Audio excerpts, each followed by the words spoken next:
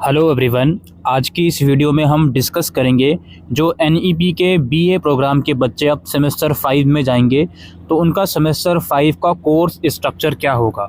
अभी सिलेबस हम डिस्कस नहीं कर रहे हैं, वो फिर दूसरी वीडियो में करेंगे, लेकिन सेमेस्टर 5 में आपको सब्जेक्ट्स किस किस कैटेगरी के पढ़ने हैं ये एटलीस्ट आपको पता होना चाहिए। तो ये आपकी स्क्रीन के ऊपर एक फ्लो चार्ट है जो आप देख पा रहे हो। अब यहाँ पे सेमेस्टर 5 में अब आपके पास जो सब्जेक्ट्स होंगे वो 7 नहीं, टोटल 6 सब्जेक्ट्स होंगे।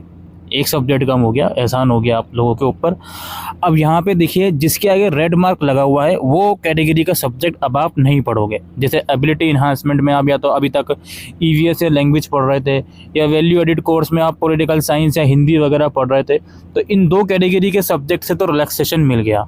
तो सर फिर से तो 5 होने चाहिए थे, लेकिन एक सब्जेक्ट अब आपका बढ़ गया है। अब सबसे पहले ये समझिए, जो डिसिप्लिन सब्जेक्ट हैं वो तो एज इट इज़ चलेंगे आपके, यानी कि 2 सब्जेक्ट मेजर के होंगे। जो आपने मेजर में सब्जेक्ट चूज़ किया हुआ है डिसिप्लिन, उसके 2 सब्जेक्ट और एक माइनर का। जैसे फॉर एग्जांपल आपने अभी तक हर सेमेस्टर में हिस्ट्री के 2 सब्जेक्ट पढ़े हैं और पॉलिटिकल साइंस का 1 पढ़ा है, तो वो चीज़ अभी भी कंटिन्यू रहेगी। ठीक है, तो 3 सब्जेक्ट तो ऐसे हो गए। चौथा सब्जेक्ट आपका होगा डिसिप्लिन का ही। आपको जो 2 सब्जेक्ट आपके पास हैं, फॉर एग्जांपल हिस्ट्री और पोल साइंस, उनमें से एक सब्जेक्ट और आपको लेना होगा डिसिप्लिन स्पेसिफिक इलेक्टिव में।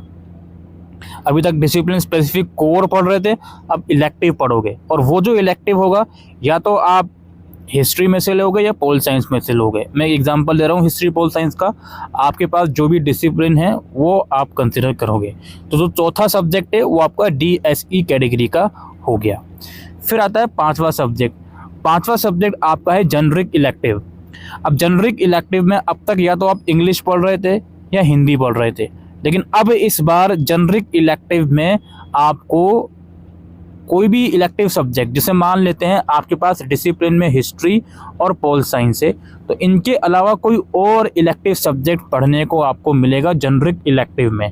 इट में भी इकोनॉमिक्स, इट में भी इंग्लिश, यस इंग्लिश भी हो सकता है, ऐसा मना नहीं है, लेकिन और भी जो सब्जेक्ट्स की चॉइसेस रहेंगी वो आपको देखने को मिलेंगी जेनरिक इलेक्टिव में। अब लैंग्वेज कंपलसरी है, वो चीज़ खत्म हो गई, वो आप पढ़ चुके हो अब। और एक सब्जेक्ट आपका होगा स्किल इन्हांसमेंट की कैटेगरी से। ठीक है, 3 ये हो गए, चौथा, 5वां और 6ठा सब्जेक्ट आपका होगा स्किल इन्हांसमेंट की कैटेगरी में से। अब वो स्किल इन्हांसमेंट में सब्जेक्ट में चॉइसेस कौन कौन से देंगे, जो ऑलरेडी अवेलेबल हैं चॉइसेस, उसमें से अगर आपने कोई नहीं पढ़ा क्या वही आपको दे देंगे, या कुछ और एडिशनल सब्जेक्ट ऐड करे जाएंगे, वो डिपेंड करता है आपके डिपार्टमेंट, आपके कॉलेज के ऊपर। ऑलराइट, तो ये 6 सब्जेक्ट होंगे आप लोगों के सेमेस्टर 5 में, और यही सेम कहानी लागू होगी सेमेस्टर 6 में भी। ठीक है, बिल्कुल सेम स्ट्रक्चर है सेमेस्टर 6 का। ऑलराइट, बाकी अभी हम कोशिश करेंगे जो मेन सब्जेक्ट है आपको उनका तो सिलेबस एटलीस्ट प्रोवाइड कर ही दें, सो दैट आप उस हिसाब से प्रिपरेशन कर पाओ।